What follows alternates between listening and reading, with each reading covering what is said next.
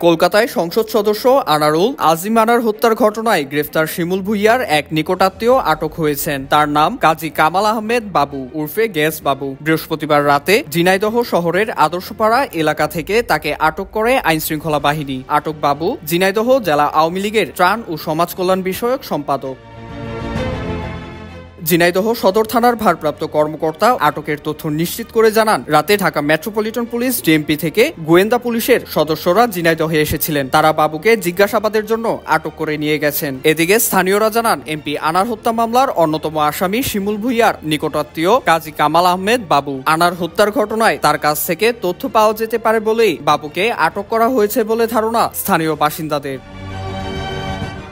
এর আগে সংসদ সদস্য আজিমকে খুনের উদ্দেশ্যে অপহরণ মামলার আসামি শিলাস্তি রহমান ও শিমুল ভুঁইয়া আদালতে স্বীকারোক্তিমূলক জবানবন্দি দিয়েছেন। এরপর থেকেই মামলার বিভিন্ন সূত্রকে একত্রিত করতে কাজ করে যাচ্ছে বাংলাদেশের গোয়েন্দা পুলিশ। এছাড়া আনার হত্যাকাণ্ডে জড়িত সিয়াম নেপালের পুলিশের হাতে আটক আছে। সেখানকার আইনশৃঙ্খলা বাহিনী এখন ভারত বা বাংলাদেশে তাকে ফেরত পাঠাতে পারে বলে জানিয়েছে ঢাকা মহানগর গোয়েন্দা পুলিশের অতিরিক্ত কমিশনার হারুনুর রশিদ।